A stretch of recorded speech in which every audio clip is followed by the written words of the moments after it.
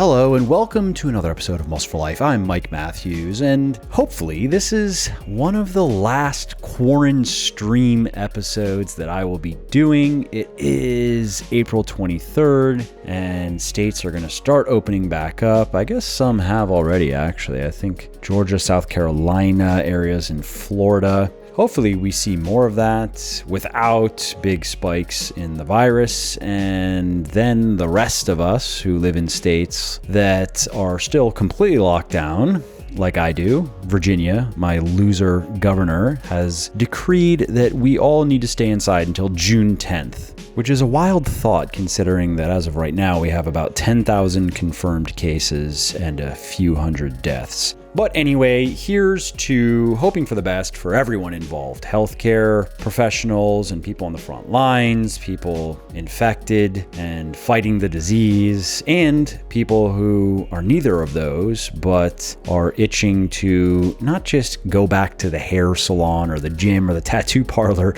but to get back to making money and, providing for their families. Keep that in mind when you are criticizing protesters, for example, that if you currently have an income, you are in a privileged position, to use a popular word. And so if you, who has a stable income, are criticizing people who do not, and who are probably more or less out of money at this point, and so are out protesting an arguably unconstitutional action in the first place, it's not clear at all that governors can tell businesses that they have to close or can tell people that they cannot even leave their homes. Remember that if you were in those people's shoes, you might be doing the same thing. If all your bills keep coming and all your cash keeps going, and if it's really coming to the crunch, and if you keep hearing in the media these new reports, these new studies that are coming out that are showing that far more people have been infected by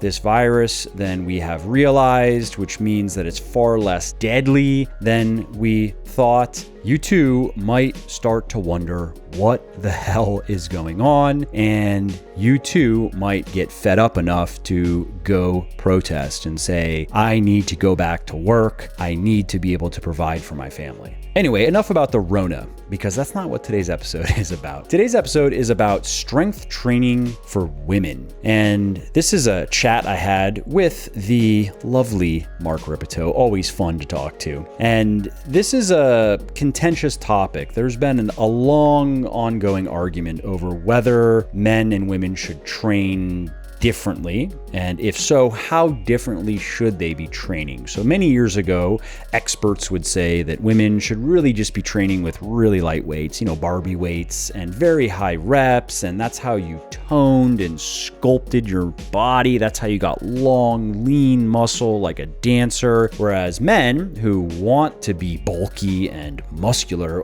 they should be training with the heavy weights and the lower reps, and that's how you get jacked. But in the past few years, 5 years or so, that pendulum has swung in the other direction, and for the better, I think, and you're going to get into that in this episode. But now many people are claiming that men and women should follow more or less the exact type of training programs. And I don't agree with that entirely, simply because, we can start with the fact that women often have different goals than men. Women are often more, I wouldn't say concerned with their lower body development, but they want to achieve more lower body development than upper body development. It's going to take them longer to get the lower body that they want versus the upper body. Whereas with men, it usually is the other way around. Most men are going to be happy with their legs sooner than their pecs or their arms or really any upper body muscle group. So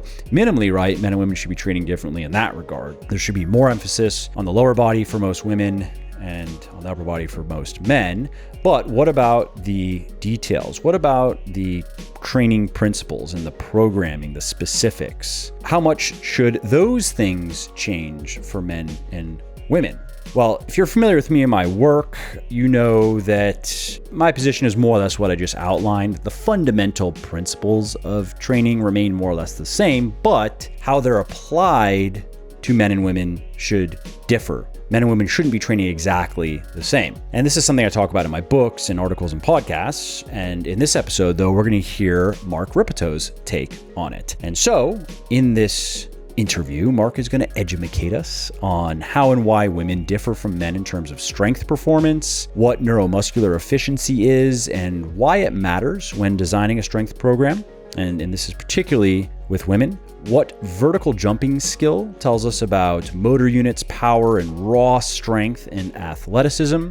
Why women should train with heavy weights, and I'm talking about triples, and more. Oh, and if you like what I'm doing here on the podcast and elsewhere, and if you want to help me help more people get into the best shape of their lives, please do consider supporting my sports nutrition company, Legion Athletics, which is currently holding its first big site-wide sale of the year, our spring sale, and that means that for the next few days, you can save up to 30% on select items in our store over at legionathletics.com, including our protein powders and protein bars, our pre-workout and post-workout supplements, fat burners, multivitamins, joint support, and more. We have quite a bit to offer. And if you head on over to legionathletics.com, you'll see that everything in the store is currently marked down up to 15%. And then when you enter the code SPRING at checkout, you save up to another 15%. And your order ships free if you're in the United States. And if you're not, it ships free if it's over $99. So again, if you appreciate my work and if you want to help me do more of it, if you want to see more stuff like this podcast, please do support me so I can keep doing what I love, like producing podcasts like this.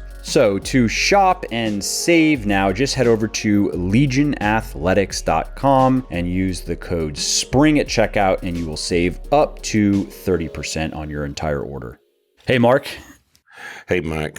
What are you doing? I'm sitting here staring at my computer screen intently. Well, I am too, and all I'm seeing is a map on it. So I'm just going to study a little geography while you and I talk today. This is like one of those YouTube videos. Can you find Syria? You don't like what's happening in Syria. Can you find it on a map? I can, yes. So how have you been? Oh, busy. Good. Same here. Same here. Standard. Absolutely. So what are we talking about today? This ought to be an interesting topic. There's going to be a bunch of useful information that is going to piss a bunch of people off. And I don't understand why.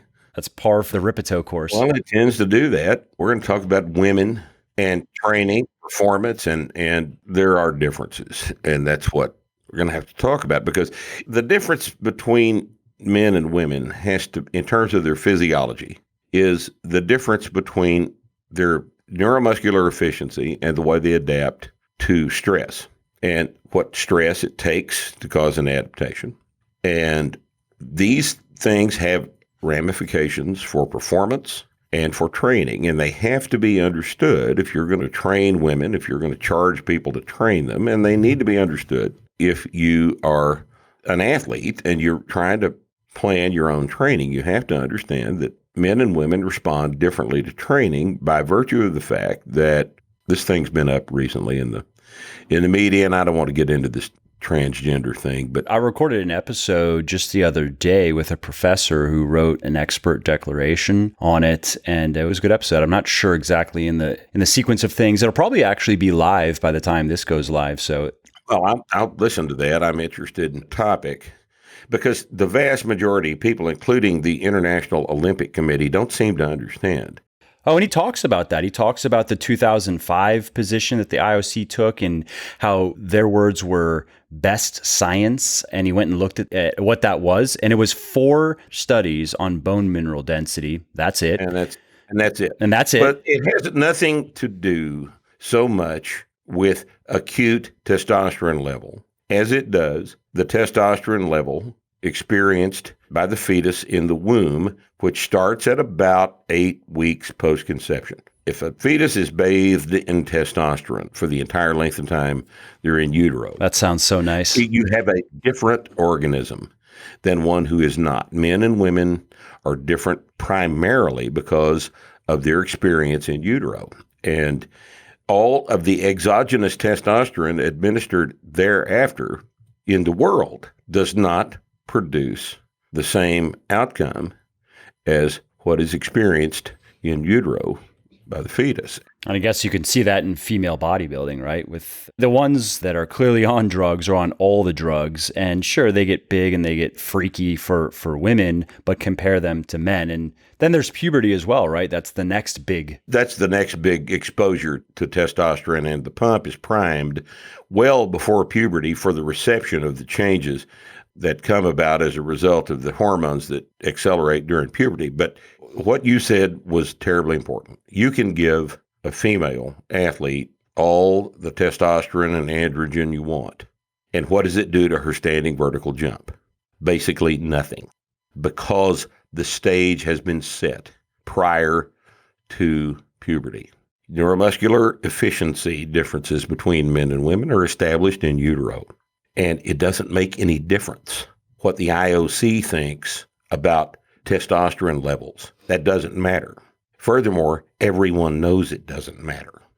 And they persist with this anyway. They are going to destroy women's sports in the name of political correctness. And if they want to do that, go ahead. But I'm not going to be a part of it. I'm not going to stand around and watch this happen. There are already records that have been set by transgender athletes that will never be touched by a biological woman ever. The interesting thing is that you and I can't do anything about this. Women are going to have to fix this. Women are going to have to not be passive, and they're going to have to stand up for their own situation here. They're going to have to stand up for their rights to compete against other women. I like to believe that it will happen, that there will be enough female athletes who have enough clout to kind of not care about the backlash. Oh, there are several organizations that have already emerged that have taken the position that this is a ridiculous, silly joke. I did a podcast on this. In fact, it was my first podcast, and we called it The Lie Agreed Upon. Men and women are not the same.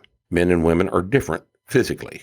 And if you don't understand that that is true, just take a look at the average differences in standing vertical jump. Standing vertical jump average, this is college age people, is a 14-inch for women and a 22-inch for men.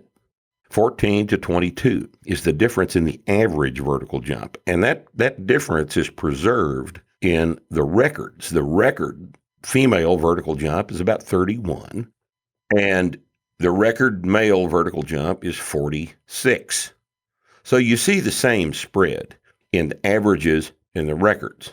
And there's some overlap in the middle. Yes, elite female athletes have higher standing vertical jumps than average males. For people wondering, what's the significance of that metric? Why are you going to that? Because it is an extremely good look at neuromuscular efficiency. So let's get into this, and let me explain what I mean by neuromuscular efficiency, and you'll be able to see real quickly exactly why this is so very important to understand. Neuromuscular efficiency is basically the ability to recruit motor units into contraction.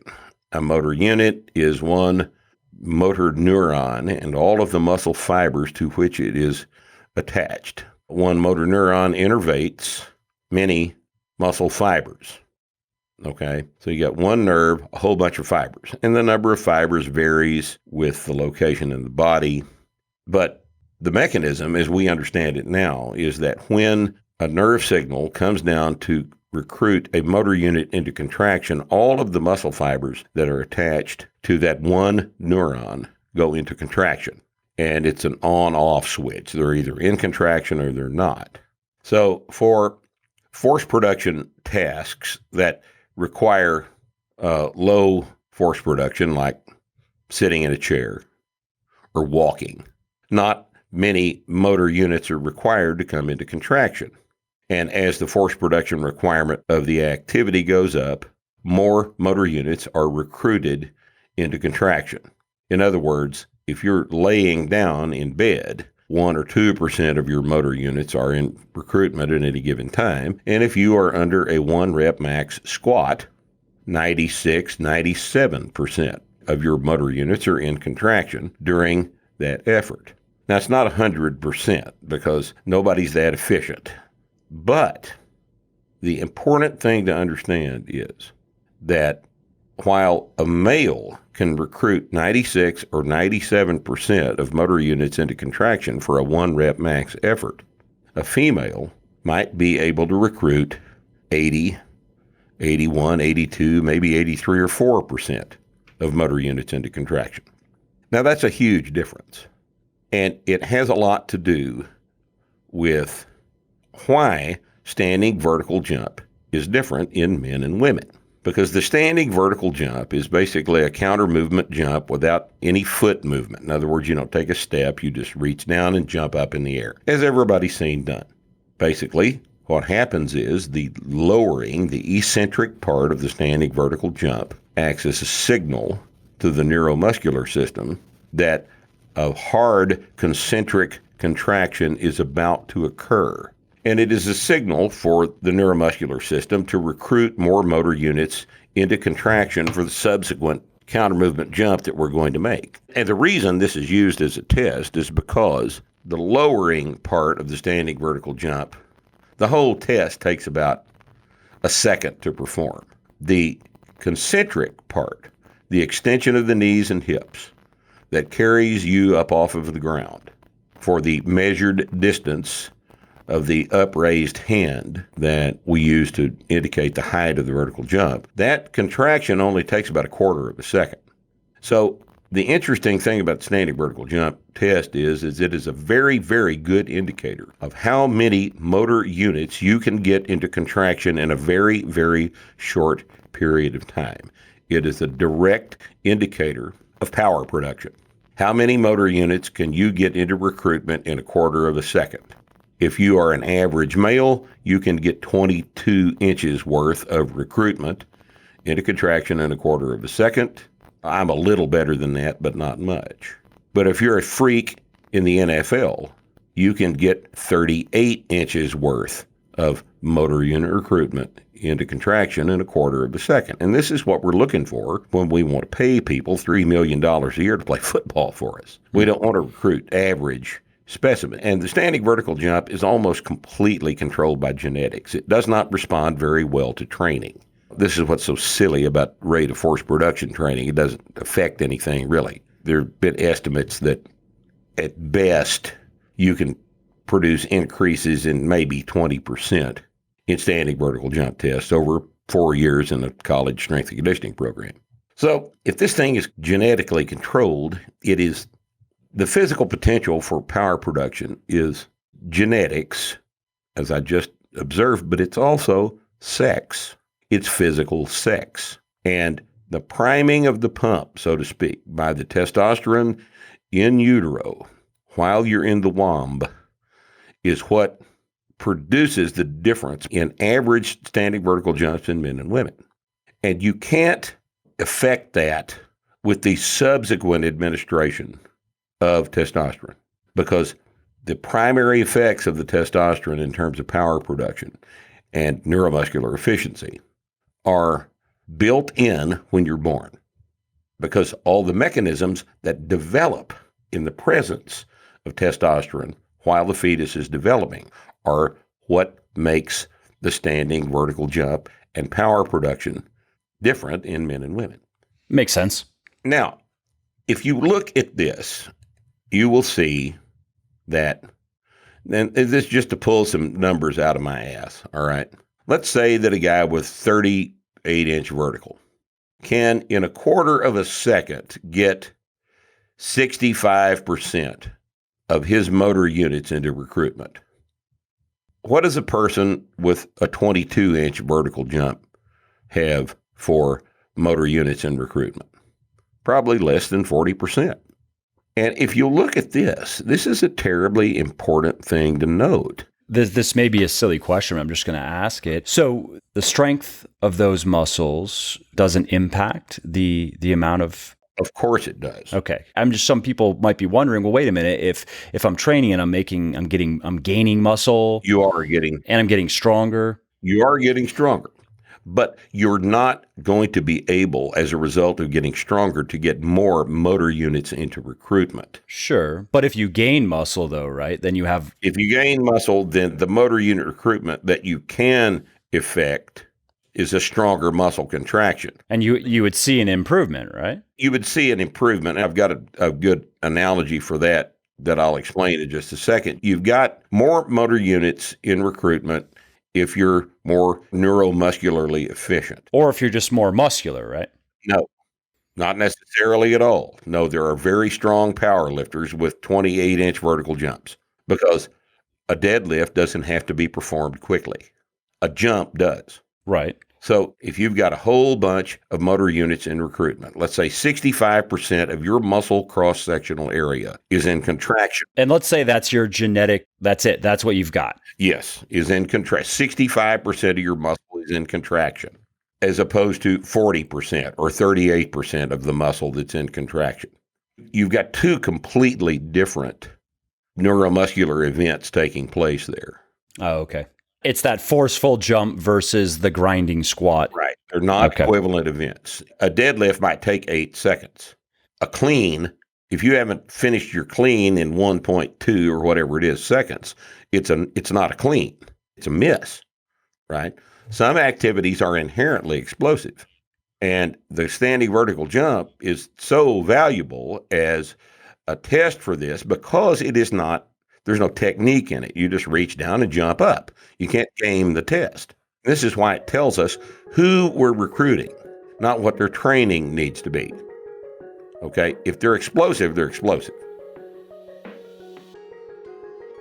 If you like what I'm doing here on the podcast and elsewhere, and if you want to help me help more people get into the best shape of their lives, please do consider supporting my sports nutrition company, Legion Athletics, which is currently holding its first big site-wide sale of the year, our spring sale, and that means that for the next few days, you can save up to 30% on select items in our store over at legionathletics.com, including our protein powders and protein bars, our pre-workout and post-workout supplements, fat burners, multivitamins, joint support, and more. We have quite a bit to offer. And if you head on over to legionathletics.com, you'll see that everything in the store is currently marked down up to 15%. And then when you enter the code SPRING at checkout, you save up to another 15%. And your order ships free if you're in the United States. And if you're not, it ships free if it's over $99. So again, if you appreciate my work and if you want to help me do more of it, if you want to see more stuff like this podcast, please do support me so I can keep doing what I love, like producing podcasts like this.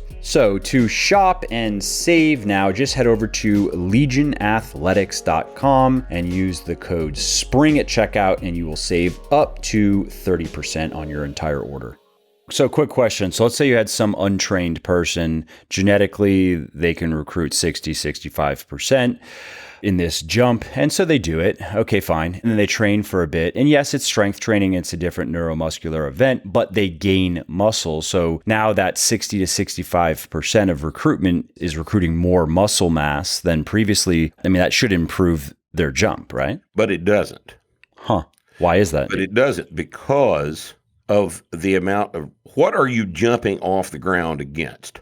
Your body's mass is all that you're working against. All right. What is the difference between a 1 rep max and a 20 rep max? A 1 rep max is heavy and a 20 rep max is not heavy. It just sucks. It's a whole different thing.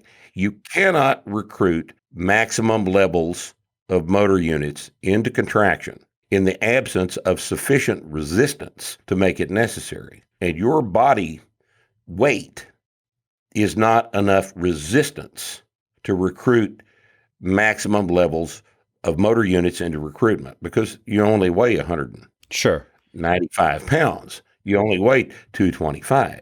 A 600-pound squat is a wonderful thing. It's not analogous to quickly recruiting in a quarter of a second enough muscle mass to take enough motor units to take your body up off of the ground 38 inches. So if I understand correctly, then yeah, sure, you gain muscle and you're going to gain a bit in terms of how much power you can produce, but you also weigh more now, and that's going to offset in the counter movement jump. It's going to offset whatever advantage that extra power production would give you, and you have more or less the same performance, even though you're bigger and stronger now. That's one way to look at it. Okay. But here's a better way to look at it. All right. If you've got a guy with a 38-inch vertical, some freak walks in the gym, he's never trained before. The first day he squats, he may squat 275 for 3 sets of 5 across. Whereas a guy with a 22-inch vertical walks in the gym, he'll squat 115, 125 for 3 sets of 5. And the difference is obvious. If you can recruit more motor units into contraction in a standing vertical jump, you can also recruit more motor units into contraction in a squat. You're going to be stronger on day one if you're a freak athlete than if you're an average physical specimen. Now, both of them can get much, much stronger. Okay? Sure. This is what modern strength and conditioning doesn't seem to appreciate. If you take a kid with a 38-inch vertical who first day of training squats 275 for 5, in 6 months, this boy is squatting over 500 pounds. Whereas the kid that walks in with a 125-pound 3 sets of 5 squat the first day is going to be squatting over 300 pounds. Both are amazing changes in their force production potential. So we need to do that for both of them. But remember what power is. Power, the equation for power is force times distance over time. Now, time is the thing we're concerned with here. You cannot decrease the amount of time it takes to get all of that muscle mass into contraction by any appreciable, it may be 10, 15%, because the standing vertical jump happens immediately. It happens explosively, and it doesn't go up very much. In other words, you can't really affect the amount of motor unit recruitment that happens in a quarter of a second. You just can't do it. You can practice it, and it doesn't go up very much. But the force production that is the result of that motor unit recruitment does. The body weight that you are accelerating off the ground may go up, but you cannot recruit 97% of your motor units against a resistance that's only your body weight. All right. So here's the bottom line. If I take the kid with a 22-inch vertical and I take him from a 135 squat up to a 405 squat, which I can do because I know how to do that. I know how to teach the squat, and I can train him up to that. Within 9 months, I can probably get that kid up to a 405 squat, maybe take me a year. His power went up, even though his explosiveness did not, because the equation is force on top and time on the bottom. And if F goes up, if the numerator goes up, do the algebra. P went up. At the same level of explosiveness, at the same level of quickness, strength displayed quickly is power. At the same level of explosiveness, his power went up. He can't hit you any faster, but he can hit you 3 times harder once he makes contact with you. So in this sense, power is trainable by the increase in force production.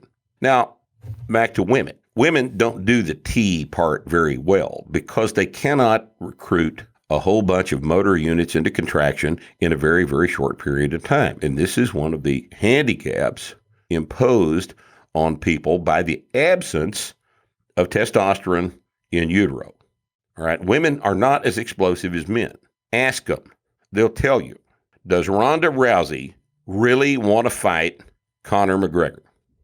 Is that, I don't follow MMA. Is that a thing or something? Yeah, it's a thing. Okay. It's a thing. Women in MMA are kind of a thing. But if you put men in the women's division, the stark contrast between a congenital male and a congenital female creates problems. And I'm really not interested in having a discussion with somebody that's so hell-bent on politics that they're willing to get women in the combat sports hurt to try to prove their point. Is this something Ronda wants to do? Like she says she's going to beat him up or something? No. This is just an example. This has happened a couple of times. Yeah, she would Ronda's know. smarter than that. Okay. Ronda's smarter than that. Men and women are different. Men and women are different in terms of their neuromuscular efficiency, and that is why because testosterone has affected men and women's neuromuscular systems in utero. And all the later on testosterone you could administer might make muscle mass increase, makes hair grow, makes other interesting changes in women that are just absolutely fabulous, but it doesn't improve neuromuscular efficiency to any significant degree. And the differences between men and women in terms of neuromuscular efficiency are terribly, terribly important in terms not only of performance, but in terms of how we train them. When you train women, you have to understand that a 1 rep max for a female is not the same neuromuscular event as a 1 rep max for a male. If the male is getting 96, 97% of motor units into recruitment and the female is only getting 82, and she can't do any more weight than that because she can't get 86 or 87% of her motor units into contraction, then the quality of the rep is different. And the quality of the stress imposed by the rep is different. And the quality of the accumulated training that results from the application of that stress is different.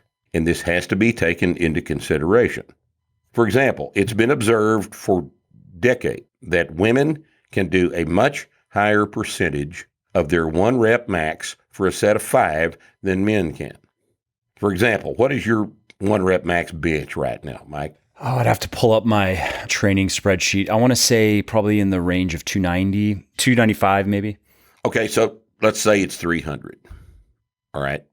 What can you do for a triple? 245 to 255 or something like that, yeah. For example, in contrast, a female who is benching 135 can probably do a set of 5 with 125. Now that is just the way shit is. I'm real sorry. That's the way shit is. And if you don't take this into consideration, the training is going to be different. They can do a much higher percentage of their 1 rep max for a set of 5. So what does that mean about doing singles for women? And why is that, briefly? Because they can't get as high a number of motor units into recruitment to produce the amount of force that we can. But why does that translate into what would appear to be better performance? Because women's singles are not as fatiguing. Because the weight is lower, yeah. Because the weight is lighter. Yeah. As a proportion of the amount, because of the proportional amount of their muscle, they're actually not being able to contract. In other words, if a woman can only get 82% of her muscle mass into contraction, and you look at the muscle, the cross-section of the muscle belly, almost a fifth of it is not in contraction. That means that almost a fifth of it is not being trained. You have to take this into consideration. Women, for example, men don't do very well with sets across deadlifts. You do a 1 heavy set of 5 deadlifts for men, and that's an extremely fatiguing event. It beats the piss out of a male. But if you do 1 set of 5 for women, you're leaving a whole bunch of work that's not been done on the table, because 5 reps for a woman, 5 reps for a female lifter is not really a heavy weight. She needs to probably be doing triples. You know, we switch women over to triples after about 3 months of training for beginners, because relatively speaking, a triple is heavier than a 5, and it more closely resembles the neuromuscular effects of a set of 5 in males. And then, because that work was not efficient in terms of producing nearly as much stress as 1 heavy set of 5 would be for a male, we will use sets across deadlifts for females all the time. They need sets across, 2 or 3 sets, to get the same amount of work. We find that limited numbers of sets with heavy weight are good for boys, and sets across are more useful for women. But the amount of stress that a set of 5 produces for a female is more like what you would see for maybe a set of 10 for a man. if you're going to do 5, we start women off with 5s and we move them to triples pretty quick because they need the heavier load. And we make up for the fewer reps by doing higher numbers of sets. So where a male would do 3 sets of 5, we would have her do 5 sets of 3. And the weight's heavier, the volume is about the same, and the neuromuscular effects of the training begin to more closely approach each other if you take that. But you have to understand that these differences are present. I started seeing this difference firsthand a long time ago. I took one of my lifters to a meet. She's a power lifter. We took her to a powerlifting meet, and I was a dumb kid, and I had this girl open her deadlift with 220. And I hadn't been paying very good attention. This is 35 years ago, and I was just dumb as a box of rocks, and I didn't understand what the hell I was doing at the time. I had no business taking her to the meet, but she wanted to go to the meet, and I wanted to take her. So she opens her deadlift at 220, and the thing flew up off the ground, just flew up off the floor. Now, if I had a male pull 220 off the ground, let's make that a little more realistic. Let's say I had a male that pulled 407 off the ground real easy. I could take him up to, say 428 for second attempt and be pretty sure I was going to get 451 out of him that day. All right. For a third attempt. That would be a reasonable spread as I think about it real quickly right here. All right. She pulled 220 off the ground and I thought, well, hell, 242 is there. She pulled 220 for her first attempt. I called for 231 for her second attempt, and it was welded to the floor. That was my fault, not hers, because I did not realize. I didn't even think about it. Just saw it that day. I wonder why this is. She should have been able to do 242 based on 220. No, she shouldn't have. She's a female. She can't do that much more. That load was a higher percentage of 1 rep max than you realized. Yes. She could have done 220 for 5, but 231 would have been her max. Maybe 234, her max. So I should have done 220, 226, and then maybe she had a chance at 231, but probably not. One of the things that's wrong with powerlifting is powerlifting for women they haven't figured out that they need the 1 kilo rule. Women need to be able to adjust a bench press by a kilo, not 2.5 kilos. I mean, the Olympic lifters figured that out a long time ago, but the power lifters they're not very bright, I guess. They're stubborn people. If you're going to have a women's division in a barbell sport, you're going to have the 1 kilo rule, and they won't do it. And it's just what we see. It's a direct effect of the difference in neuromuscular efficiency between men and women. If you look at training from this standpoint, you've got to approach it differently for women. They're going to need a different type of work. I'm thinking to a lot of 1 rep max calculators out there. 1 rep max calculators are all wrong. Every one of them is wrong. Anything based on a 1 rep max calculator is bullshit because of the differences in neuromuscular efficiency. For everyone, they're wrong. That estimated 1 rep max, you ever seen all that? Like my estimated 1 rep max is blah, blah, blah. That's not data. Data is performing the lift. But couldn't you argue, though, that even if it's inaccurate, one, it's going to be more accurate for a lot of the people just in the middle of the bell curve. But for you individually, at least it's consistently inaccurate. So if your estimated 1 rep max, let's say, is going up on your squat over time, yeah, you're probably getting stronger. Even though you may not be able to actually squat that amount, or maybe you can do even more, but unless you try it, you don't know. But even if you don't try it, if that inaccurate number that is consistently inaccurate is going up or down, I think that could be useful, at least to know, hey, am I being productive here, or am I just spinning my wheels? Well, is your 5 going up? What are your training weights doing? I'm much more interested in that. I don't care what your 1 RM is.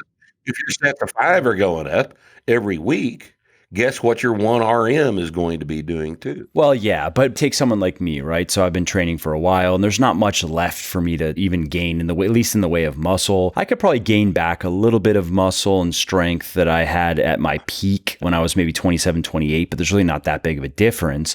And so I'm not able, there's no way I'm adding weight to the bar every week. I'm not even. No, you're an advanced lifter. I'm not even adding, I'm not even gaining That's reps. not how it works, but I am programming, though, my primary lifts based on percentages of estimated 1 rep maxes, just so I can make sure that my weights are going up over time. And then I'm ending a training cycle with an AMRAP so I can see, like, with fairly heavy weight, I'm going for no more than 5 or 6 reps. I'm not trying to blow myself up with like 105% and see if I can do it. I'd rather put 90 or 95% on the bar and really see what I've got. And that's my true test of my strength. I've found that approach useful. So I've found the estimated 1 rep max number useful for that. I don't really put too much stock in the number itself, like you're saying. no, I see what you're saying. I disagree with that approach. We can talk about this some other time, but I think that if your training weights are going up at submax levels, your 5s, your triples are going up, then you're getting stronger. I don't see the point in even knowing a 1 rep max because I'm not going to calculate anything based on a 1 rep max. I don't even calculate the next training cycle after a power meet based on the singles I did at the meet because those conditions, the conditions that existed in the meet, are not duplicatable in training, and therefore that data is not particularly valuable. It can go the other way around too. I've heard from people who they're new to competing. And so, for example, they hadn't trained the bench press, the slight pause at the bottom. And so they thought that they were going to be able to lift more than they could in the meet because that was new and they just didn't know. You know what I mean? And that's an error. They should have been practicing the 1 rep. This is the difference between practicing and training. The practice is required for powerlifting. If you're going to execute the lifts according to the rules, you got to practice it. And the meet conditions are different enough that it makes much better sense to calculate your next cycle based on the last of your training cycle instead of the total at the meet. Because the total at the meet tells me nothing about how strong you are when you finally get back to training 2 weeks later. When you finally say you go to another cycle, you start back with 8ths or something like that. If I'm going to do a training cycle based on what I did at the meet, what if I had a problem with the surface on the bench press or something like that? You can't tell from the meet what your next training cycle ought to be. The previous training cycle should determine the next cycle, not the performance at the meet. And to get back to women, you've got to understand the differences that these people are showing you in their training with respect to their response to sets and reps. Women need more volume. They need more volume to elicit the same levels of stress that we can get out of one set. They're going to need sets across. They're going to need fewer reps. They're going to need triples instead of 5s to elicit the same levels of stress because the stress is what causes the adaptation. And if we cannot drive adaptation with appropriate levels of stress that are appropriate for women as opposed to men, then we're not realizing our potential. Now, here's another thing to consider. As men get older, their neuromuscular efficiency is reduced. As men get older, triples become as valuable for them as they are for women. Because an older guy's ability to recover from a whole bunch of stress and soreness goes down as his hormonal efficiency decreases as he ages. In contrast to women who need triples more frequently, as men get older, they're still males, their ability to recover from a set of 5 gets worse, and the stress from that event becomes harder to recover from. There are some similarities. There remain stark differences between men and women as men get older. What about menstrual cycles and taking that into account? Because that can... that's another one of these things that is so highly individual. Some women are stronger on their period than others are. Some women just don't feel like doing anything and are going to basically have to, back off to 70% for that week. It's highly individual. Have you found that I've had many women tell me that during the fertility window, what's the technical term for that actually? But when fertility is like when women can get pregnant during that window, that's when they generally are going to set PRs and have more energy. And then once that passes, then there can be a large drop off in strength. That's what I've heard from quite a few women over the years. And so in some cases, they train around that where they just know that if they're going to be pushing hard, they want it to be during the period when their body agrees with it. And then if they can, maybe schedule a deload or something when their performance suffers. Having trained a bunch of women over time, I'm damned if I can see a pattern. There's just so much individual variation. Interesting. So much individual variation. It has to do with perception. It has to do with willingness to be uncomfortable and push through the pain and stuff. And again, this is something that you and I'll never experience. I don't know. I probably don't have any business making a comment on that, but I do understand that if I am stupid, I do not account for the differences in neuromuscular efficiency between men and women, I'm going to be training them incorrectly. And we're still learning about this. If you talk to people 30 years ago about this, they would, they wouldn't have a comment. Not an intelligent comment, certainly. Yeah. But it's terribly important that we compensate for this lack of neuromuscular efficiency. There's no question it exists. If you want to ignore it, you're ignoring it at your peril. And I think it's a terribly important topic. I think more people need to familiarize themselves with this because if you're going to effectively train female athletes, you had better have your head out of your ass. It's a growing field, and it's something that you've just got to be aware of these things. And a lot of people would rather ignore them. And treat women like they're just little men. Right. They're not little men. They're not little men. Absolutely. And for women listening who are not athletes per se, they're just everyday people who want to get into great shape and stay in shape. Which are the majority of the women's exercise market. But still, there's some practical takeaways here in terms of the importance of lifting heavier weights and to get the same training stimulus. It's going to require more weight than as far as percentage of one rep max than with men. There's the point of volume. If you're a woman listening and you're new to resistance training, you don't have to worry too much about that because it doesn't require that much volume to get a good stimulus, maybe 9 or 10 hard sets per major muscle group per week will get it done. But if you are an intermediate weightlifter and that's no longer moving the needle, you hear something like you might even hear me talking about particularly for men, intermediate to advanced weightlifters. I mean, a lot of the research on this was done with men, so it's hard to say how it applies to women. It's hard to I don't know if you can just extrapolate it to women, but we know there's good evidence that in men, you might need to go up to 20 hard sets per major muscle group per week. But if you start going beyond that, and if you're resting adequately in between sets and you're doing the other basic things right, you're probably not going to get much more out of it.